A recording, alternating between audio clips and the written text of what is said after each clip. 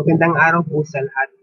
Ito po ulit yung ating pong tutorial para po sa week 4, ang fourth quarterly. So, sana po magpasa po kayo. No? Ito po yung tatlong competencies na i-discuss po sa ngayon. No? So ano-ano ba itong tatlong competencies na to? So, unang competency po na i-discuss can be found po dito sa module.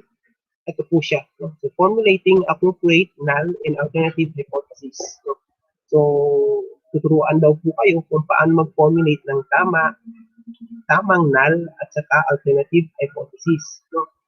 Yan po ang unang competency. Yung pangalawang competency po, ito. Nakikita pa rin po sa module, identifying appropriate test statistic involving population mean. No? So, gagamit po we will have to identify, tuturuan po kayo mag-identify kung anong klaseng statistical test ang gagamitin mo para makapag-create ka ng null at saka alternative hypothesis. No? Yan. So, pangatlo pong competency ay ito. No? So, identifying the appropriate rejection region for a given significance level. So, you will have to familiarize yung laman ng curve, no, sa testing of hypothesis. No? So, as I can recall, I already discussed yung laman ng ating pong curve when it comes po sa hypothesis testing. Yung meron po doong rejection region, meron doong significance level, meron pong one-tail, two-tail. So, ayan po yung ituturo po dito. No? Ayan. So, balik po tayo dito sa LEAP. No? So, sa LEAP po, as usual, babasahin niyo po yung mga instructions po dyan na nakalagay po sa Part A, Part B, Part C, Part D, that will lead you to the assessment part. No? So, ito pong assessment part ang sasagutan. Isa, dalawa, tatlo. Itong assessment po ang sasagutan bali dito. No? As usual, ito pa rin po yung papasa niyo po sa akin. No? Sana po ulit makapagpasa kayo. Ayan.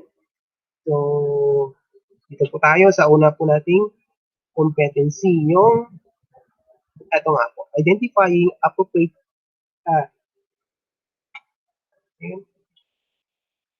ito ba yan?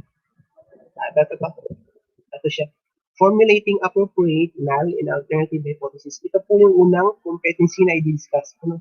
So, ibig sabihin po nito, tuturuan po kayo mag-construct ng null at saka alternative hypothesis. No? Yan po, kami tuturo dyan sa inyo.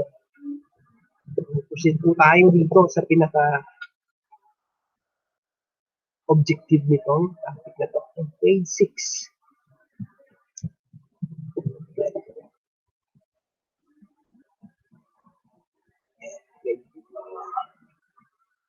Diretso na po tayo dun sa pinaka-main topic po. Can be found page 6. Ayan.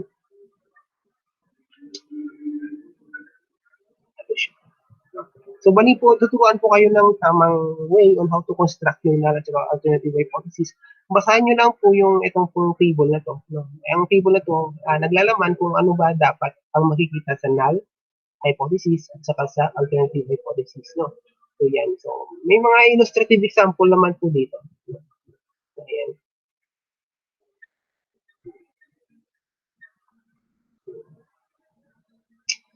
So, katulad po nito.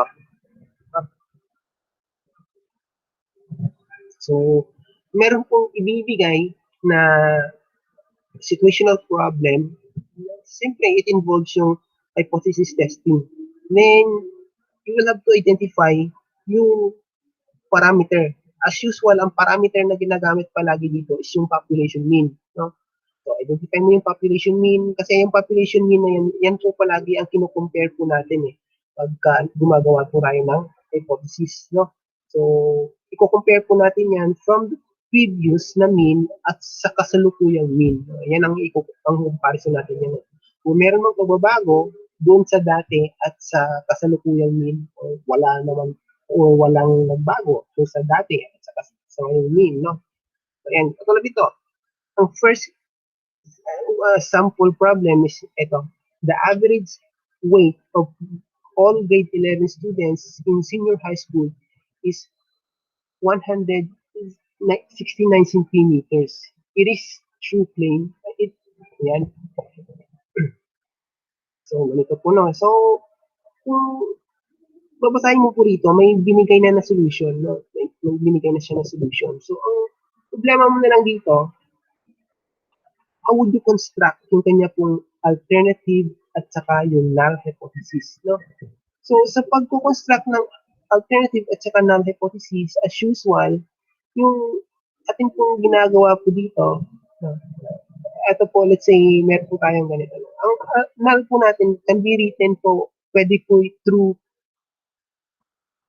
ganito, no? Ito, through symbols, no? Pwedeng ganito, no? Wherein, ito po ay palitan mo na lang yung ng ano to, ng value, ito, pagka symbol. Symbols po ang gagamitin. Pero pwede din naman na true words yung inyo pong hypothesis, no? Ayan. Ito nga po siya. No? So, ito, ang magiging ano mo po dito, magiging sagot mo kung ikaw ang gagawa ng null hypothesis ng problem na yon, pwede po by words, no, yung pagsagot. So, ang null hypothesis mo, the average weight of all grade 11 students is 169 centimeters. Ito po yung sagot ng null, no? So, yan. So, kung matatandaan niyo po, ang null po palagi ay naka-equal sign. No? So, ayan. Ayan po yung, yung sagot para sa null hypothesis, no? Yan. So, again po, pwede kayong sumagot through symbols na katulad nito or pwede rin po through words na katulad nito. No? So, ayan. So, ang palatandaan mo lang po doon sa problem, alamin mo yung population mean. For this problem, ang population mean po nito ay 169. Ito, 169 centimeter. So, yun po ang laman po ng inyong null at saka alternative hypothesis. Yung mean na yun, i-compare mo kasi yun eh. Tapos, yung alternative hypothesis mo naman, so the average, ang alternative hypothesis po opposite po siya ng null, no? Kabaliktaran siya ng null. Kung sa null, walang nangyari, kung walang changes, sa alternative, ano mo siya, babaliktarin mo siya. Sabihin mo, ay, merong magbabago, merong changes. Katulad po nito. So, the average weight of all grade 11 students is 169. Yan ang claim sa null, no? Yan ang claim sa null. Pero pagdating sa alternative, nakalagay not. So, ayan o, not 169. Kasi nga po, sabi ko, ang null po ay kabaliktaran ng alternative. Kung ito po yung claim sa null hypothesis, walang nagbago, o equal to 169, yan po naman palagi yung claim sa sa null. Halos walang nagbago sa null hypothesis. Pero pagdating sa alternative hypothesis, ito, HMA, magkakaroon ka na ngayon ng changes. Kaya nga po sabi ko, ang alternative po ay opposite ng null. Kaya dito naglagay siya sa word niya sa word na null. I mean not pala, no? Hindi null, not. Naglagay siya ng not, no? To ano po ito? To contradict yung null hypothesis. No? So, kaya naglagay siya ng not. So, ayan. So, kung ang itong not na to, kung i-translate mo ito into symbol, so magiging ganito ang alternative hypothesis mo. So, alternative hypothesis, yung population mean is not equal to 169. Ayan. Again po, pag makakita ka ng ganito not equal, ang test po na ginamit dyan ay two-tailed test. So, two-tailed po yan. Pag ang alternative po natin, makikita mong symbol ay not equal, ang test na ginamit po dyan ay two-tailed test. Ito. Tulad dito. Ayan. Ito po kasi ay two-tailed test. No? So, ang two-tailed na test ay dalawang tail ng curve ang may shade. Ayan. Left at right. So, two-tailed. Tapos yung alternative po niya palagi, not equal to ang symbol. So, huwag niyo muna po bilmahan po ito. Basta doon lang po muna tayo doon sa pagkukonstruct ng tamang alternative at saka null hypothesis. No? So, sa pangalawa po na sample, so basahin mo po yung yung given na problem. The average price per square meters of residential lot in an exclusive subdivision is above 15,000. So, above. So, ito po siya, above 15,000. So, most probably, itong 15,000 na yan yung population mean. No? Itong 15,000 population mean na yan. No? So, a buyer wants to test the agent's claim. Ayan. So, from this word problem, gagawa ka ng null at saka alternative hypothesis. Tulad ng sinabi ko po, ang null po palagi ay naka-equal sign, naka-ganito, null. Pero ang binigay ng problem, above 15,000. Ano ibig sabihin ng above? Greater than 15,000 po ito. Ang above 15,000. Kung greater than 15,000, hindi yan null. No? Kasi ang null is naka-equal sign eh. So, hindi ito null. So, itong above 15,000 na mean, na population mean, hindi ito null kung hindi ito ay alternative, no? Hypothesis. Ang above 15,000 na population mean, alternative hypothesis po ito. Tulad nito. Ito siya, oh. Ito yung sagot eh. Ang alternative hypothesis po niya is mu or population mean is greater than 15,000. Ito siya. Ito na yun. 15,000. So, tapos, ang given po ng problem ay alternative. Alternative ang binigay ng problem. Ang problema mo na lang ngayon dito, gagawa mo siya ng null. Kasi nga, alternative at saka null na hinihingi. No? Ibig sabihin, kung gagawan mo to ng null, babalik ta rin mo to. Kasi opposite nga ng alternative ay null eh. No? So, paano babalik rin to? Kung greater than to, babalik ka rin mo to, gagawin mong less than. Ang kabaliktaran po nito ay ito. Ito po yung magiging null hypothesis nyo. No? Ito yung magiging null hypothesis. Again, pwedeng ito na lang po yung sagot mo naka-symbols or pwede rin mong true words. So, mas probably, mas maganda pag naka-words ka na, naka-symbol ka pa. Ayan. So, ito po yung null hypothesis. No? So, ayan. Kabaliktaran ng alternative. Palagi po may equal sign. Kaya po nakalagay dito sa null hypothesis, less than or equal to. No?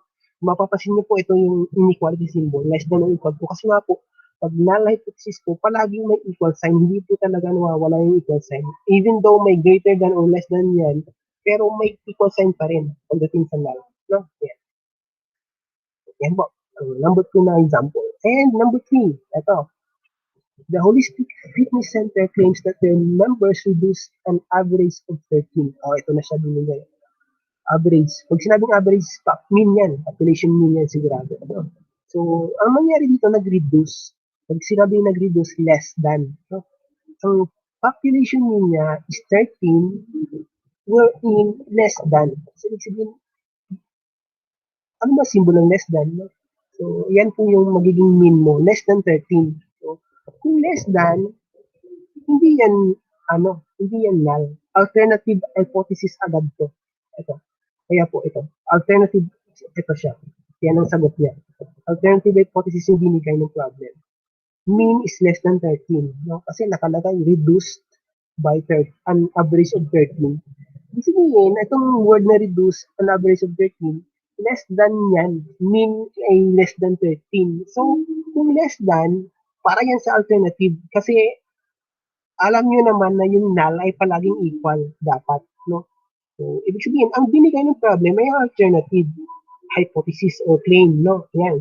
Ngayon, meron ka ng alternative. Ang problema mo na lang, gagawa ka ng null. So, paano gagawin yan? So, opposite ulit ito. Opposite ito. So, ano bang opposite itong symbol na to ng inequality? Hindi yung kabila naman, no? Yung greater than or equal to. So, yung magiging null mo po dyan ay magiging ganito. Yan yan po. So, proceed po tayo dito sa assessment number 1. Ito. So, sa assessment number 1, gagawa niyo po ito ng null at saka alternative hypothesis. Then, i-explain konti, no? Kung bakit ganun yung sagot mo sa null at saka sa alternative. No? Gamit yung idea na tinuro ko po, gawan mo po ng ng null at saka alternative. Ang null at saka alternative mo dito, pwedeng symbol na lang, no? Kahit wala ng word, basta ma-determine na yun nga, yung null at saka yung alternative hypothesis, no? So, yan. Hindi ko na po ito ituturo kasi tinuro ko naman, binigyan ko naman na kayo ng idea kung paano po gumawa ng null at saka alternative hypothesis. No? Itong assessment number 1, ang sasagutan ko na. Then, sa dulo po ng sagot, kindly explain briefly yung bakit kayo nag-come up dun sa sagot na yun. Yan. Next. Tapos na po tayo sa competency number 1. Ang next na naman po na i-discuss ay ito. Competency number 2. Yan. Identifying appropriate test statistic involving population mean. No? So, gagamit po tayo ng test statistic. Ano bang pinasabing test statistic? No? So, yung computation mismo, kung bakit po tayo nag-come up doon sa alternative at saka null hypothesis. Kasi may computation na involved dyan eh, kung bakit ka nag-come up doon sa alternative at saka null hypothesis. Hindi lang yun basta hinulaan. Kinukompute yan. So, yung decision mo o yung claim mo. No? May computation po yan. So, yan po sa ano na, ito sa module na ito. Ito po siya. Ito po yung pangalawang competency mo. So, identifying the appropriate test. So,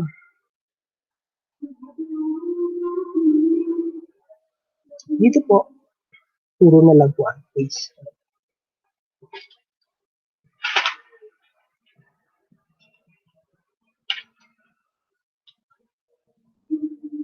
So, diretso na po tayo dito sa topic, main topic, page 5.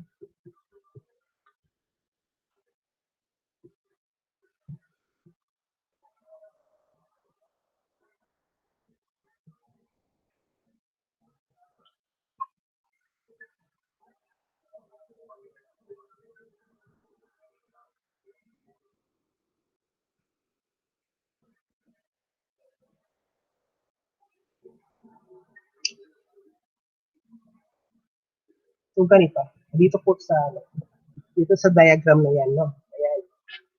So, ito pong diagram, ang sinasuggest po nito is ano ba yung tamang statistics o test ang gagamitin mo or computations na gagamitin mo para makapag-create ka ng null at saka alternative hypothesis. So, meron po tayong dalawang klase ng test na ginagamit para po makapag-create po tayo ng null at saka alternative hypothesis. Ito po siyang test nito. No? So, ito po. Kung nakalagay dito sa diagram na to, no? Kapag ang sample size, ang determination po kasi kung anong test ang gagamitin mo, nakasalalay po sa sample size. No? Kapag ang sample size ng problem no, ay greater than 30 or equal to 30, greater than or equal to 30, pag ang sample size ng problem ay mataas sa 30, ang gagamitin mo po doong test ay yung C-test. C-test. So, paano ginagamit yung C-test? I-explain ko ito mamaya. Kapag ang problem naman po, ang binigay po niya na sample size ay mababa sa 30, less than 30. No? Ang gagamitin mo naman pong test ay t-test. No? T-test. Pagka mababa sa 30 yung sample size ng problem, t-test po ang gagamitin. Ano? Ayan. So, paano kaya ito ginagamit yung c-test sa t-test? No? Sa pag-create ng null at saka alternative hypothesis. So, ganito po siya.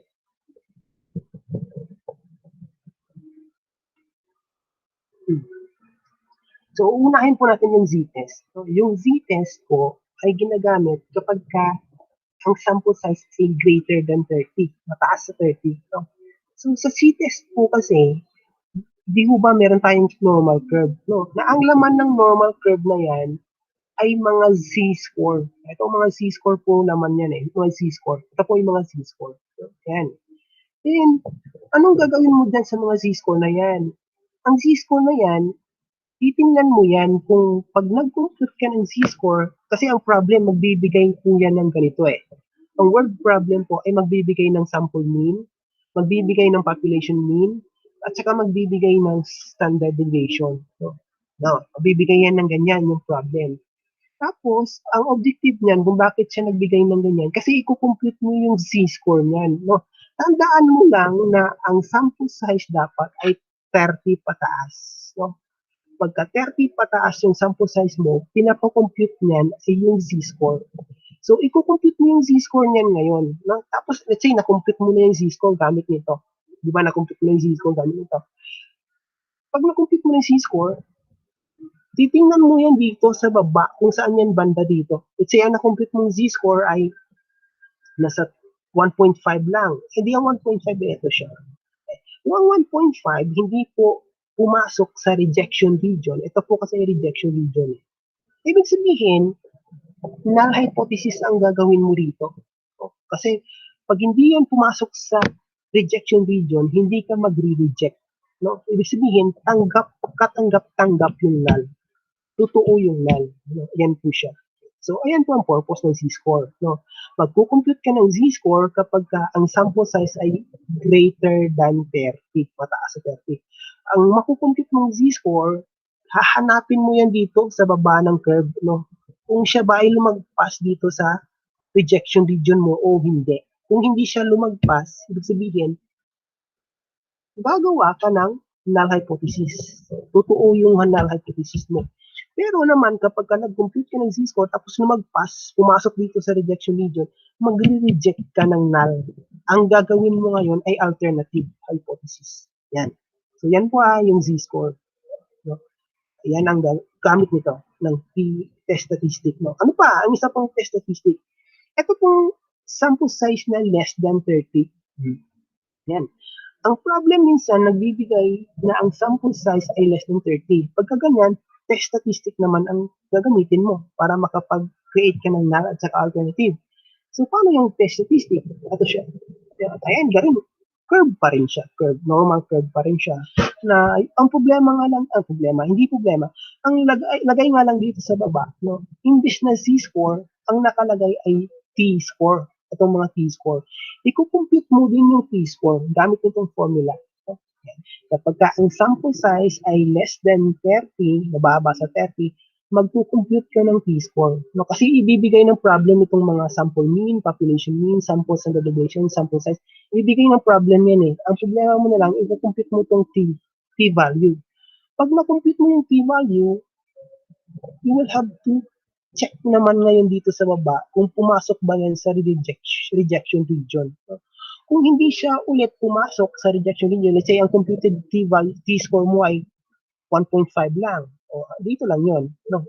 So hindi siya pumasok sa rejection. Kung hindi siya pumasok sa rejection, null hypothesis ang gagawin mo, no? Kasi hindi ka magre-reject eh.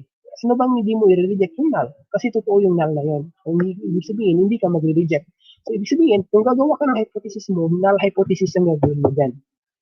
Eh kung nag-compute ka ng T-score, tapos ang T-score mo ay pumasok dito sa rejection region, ibig sabihin nun, ang gagawin mo hypothesis ay alternative.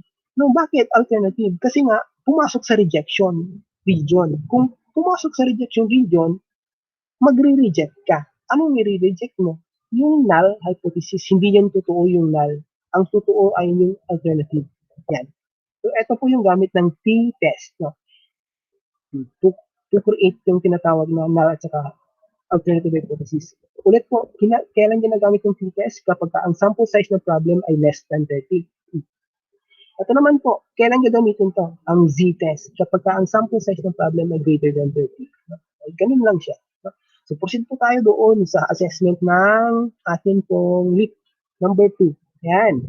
So, ito po, assessment number 2, basahin mo lang, in a sample size n equals to 12, selected from a normal population, sample mean is 50, sample standard deviation is 10, and the null hypothesis H sub O is equal to 45. Binigay na po ng problem yung null hypothesis, no?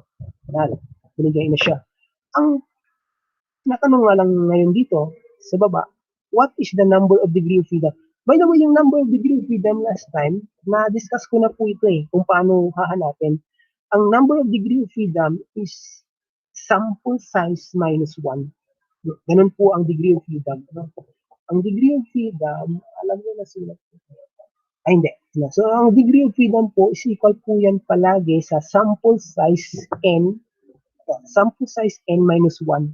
So, if you were to compute yung degree of freedom nito, ang degree of freedom nito ay 9.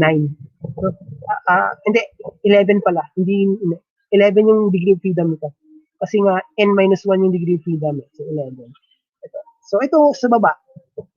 Ito yung pinaka-ano din. what is the t-statistics to be used? So, mamimili ka dito, C-test ba o t-test?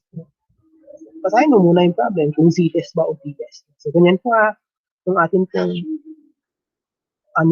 competency number 2. So, next, sa pangatlong competency po tayo, ito siya. Identifying the appropriate rejection region for the given significance level. No? Yeah.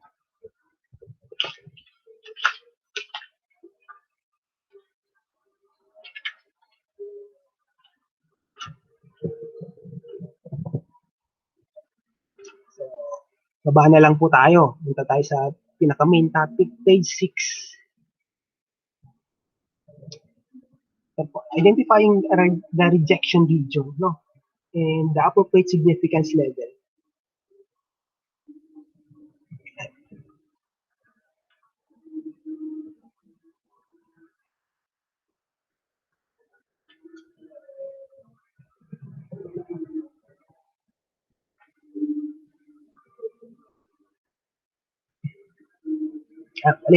Bali ito po yung table na to.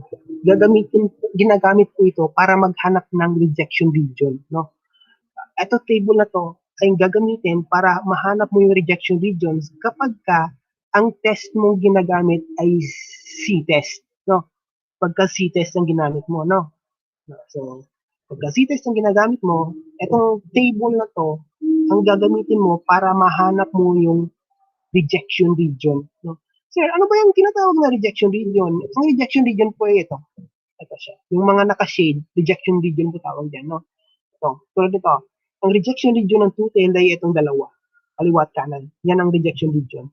Pagka one-tailed, kung ang shaded part ay dito sa kaliwa, itong tawag dito ay rejection region. Bali, ang rejection region po ay alpha. Yan, alpha po yung rejection region. Tapos ang rejection region po ay naka-percent.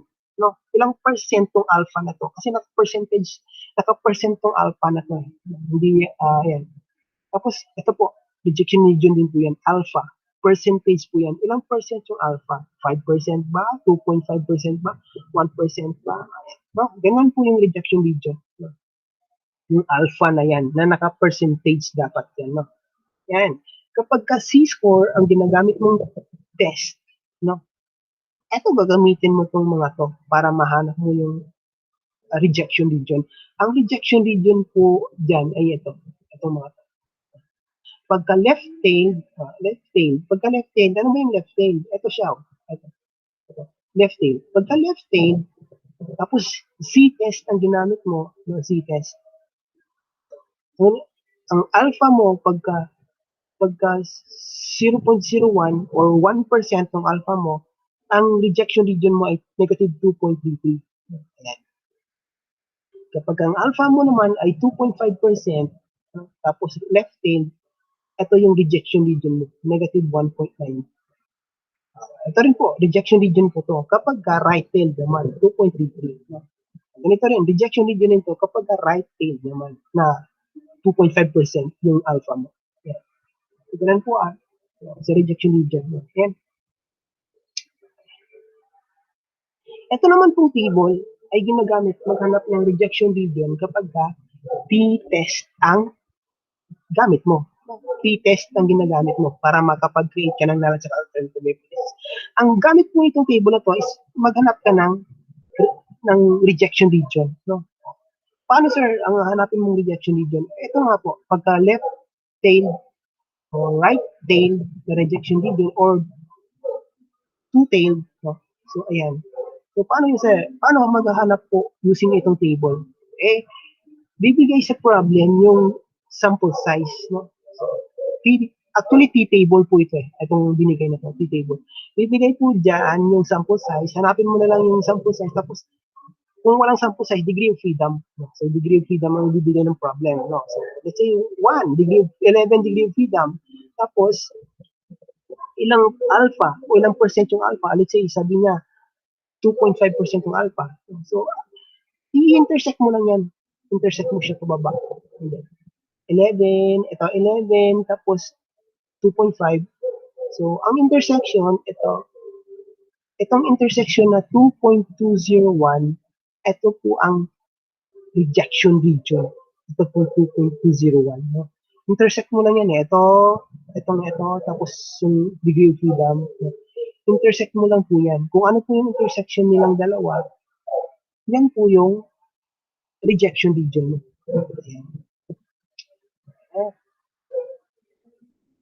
Ganun po siya no, sa table. So, ganun po maghanap ng rejection region. So, proceed po tayo doon sa assessment ng LEAP, no? Assessment number 3. Ito po, basahin mo po itong problem, no? Basahin mo, intindihin mo, tapos sasagutan mo itong nasa baba. A, B, C, D, E, F, G, H, I. Sagutan mo po isa-isa. Basahin mo lang yung problem. Assessment po ito, number 3. Effect of drug and alcohol on the nervous system have been the subject of significant research. A neurologist wants to test the effect of drug by injecting 100 rats with a unit dose of a drug, subjecting each rat to stimulus and recording its response time.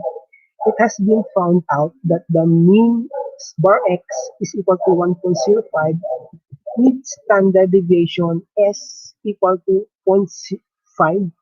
The mean response time of a rat not to respond is 1.2 seconds.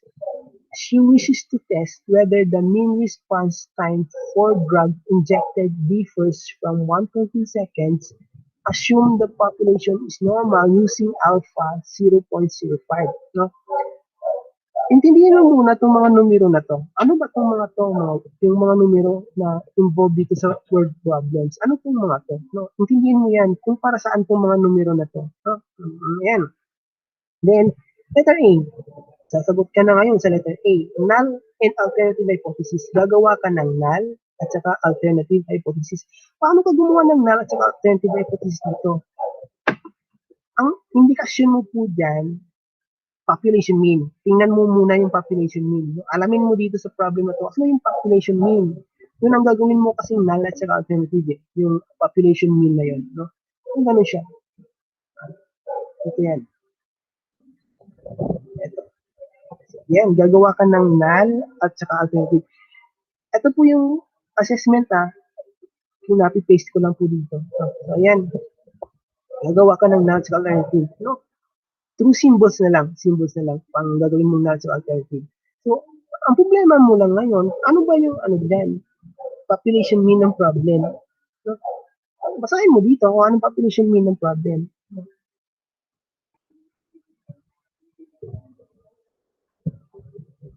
Palagay nyo, anong population mean nito? Ang N po kasi dito is sample size No? N, 100 na rats yung ginamit na samples. No? Tapos ano pa to? Ano tong bar X na to? So palagay nyo, mean ba tong bar X? So palagay nyo, mean, itong gamitin nyo, 1.05 para dun sa null at saka alternative hypothesis, no? Yan. Yan, no? So, ayan. Then, next pa, anong gagawin? Next, doon sa problem na yon, test hypothesis, no? So, test hypothesis use. Ano ba yung test hypothesis na ginamit? Ito. So, sa test hypothesis, mamimili ka sa dalawa, null ba or alternative yung gagamitin mong final claim. No? Yan ang ibig sabihin sa letter B, test hypothesis. Anong gagamitin mong pinaka-final claim? No? Null ba? Kailan mo gagamitin yung null? Kapag gawa ka nga po ng computation mo, di ba? Kapag hindi siya pumasok sa rejection region, null hypothesis ang gagamitin mo. Kasi magko-compute ka dito sa letter B. No? Kung using yung t-test or c-test na computation, basta alamin mo kung c-test or t-test. Pero dito, binibigyan ko na po kayo ng hint dito. No? Ang gagamitin niyo po dito, kasi ang sample size dito ay 100, ang sample size dito ay 100, ang gagamitin niyo po dito ay c-test. No?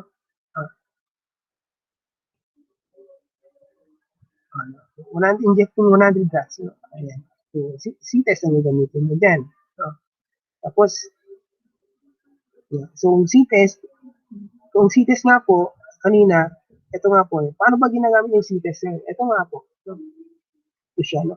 Pag-compute ka ng z-score, Yan, kukumpute ka ng z-score gamit itong formula na to, sample mean minus ganyan, ganyan, o ganyan. Tapos, kung ano mo kukumpute mo dyan, hanapin mo sa loob dito, sa baba, no? Tingnan mo lang kung lumagpas siya. Kung lumagpas siya dito, pumasok dito sa rejection, gagawa ka ng alternative hypothesis. Kung hindi naman siya pumasok dito sa rejection region, null hypothesis ang gagawin mo. Yan. No? Para yan sa letter B. Yan. Letter C, significance level. So ano naman yung tinatawag na significance level, sir? Ito siya. Kung ito yung curve mo, tapos ito ang alpha ng curve mo, 0.05, ang significance, itong bakante. Itong bakanting part ng curve. So kung itong alpha, ilang percent kaya itong alpha? 0.05. Siguro palagay ko 5% to kapag i-convert sa percentage kasi multiply ito ng 100, 5%. Yung sabihin, ang 100% na buong curve, bawasan mo ng 5%, yun ang magiging significance level niyan. So magiging 95% yung significance level. No? Ganyan siya. Kung yan ang binigay ng problem, no? Next. Population standard deviation. May binigay ba na population standard deviation? Sa palagay nyo, meron ba? Hanapin nyo na lang dito sa problem. No? Kung saan dito yung population standard deviation. Tapos, sample standard deviation, meron ba? Binigay. Hanapin mo lang din kung saan dito. Ang sample standard deviation ay S. No? Ang population standard deviation ay sigma. Hanapin mo lang din dito kung saan dito yung sigma. No? Meron bang sigma. No? Ayan, next. Number of sample size. No? So, anong sample size mo dito? Alright, tinuro ko na kanina yung sample size dito. No? For letter G, test statistic. So, ano ibig sabihin ng test statistic? Ang test statistic sa letter G, yung C-score or T-score. Ano bang ginamit mo kanina doon sa computation mo para makapag-create ka ng null or alternative hypothesis? C-test ba? Or T-test ba? So, ganun mo yun. No? Then, sa letter H, critical value. So, ang critical value, yun na po yung rejection value. Yung gagamit ka po ng table, ito, gagamit ka po ng table. Kung Z-score, ang ano mo kanina, yung test mo na ginamit, malamang dito ka kukuha ng critical value mo. Ito mga. So, dito ka kukuha. Yung Z-score, ang ginamit mo kanina, Z-test ang ginamit mo. Ito, dito ka. Yun, no? Tapos yung, ano bang alpha ng problem? Ano bang alpha ng problem? Titingnan mo dyan. Alpha. Ang alpha ng problem ay 0.05. Yun yan. 0.05. Ito, 0.05. Ito siya. Tapos, alamin mo kung right tail ba o left tail ang test na yun. No? So, malalaman mo yung right tail o left tail dahil doon sa null at saka alternative hypothesis mo kanina. No? Next, ano pa? Rejection region. So, ang rejection region po ay percentage ng alpha. Ang alpha na yan, convert mo lang po yan into percentage. Ano bang alpha niya? 0.05. Convert mo lang yan into percentage. No? Yan, convert mo siya. Ang alpha, ito kasi yung alpha, rejection region. No? Ibig sabihin nito, ilang percent ang rejection region na to? So, ang 5%, yan na yan. Kung 0.05 to, 5% to. Ang 5% na yan ang mismo yung rejection region na yan. Yan. So, yan lang po ha. Sana po makapagpasa po kayo. And congratulations po sa inyo pong tiyaga at pakikinig. No? Salamat po.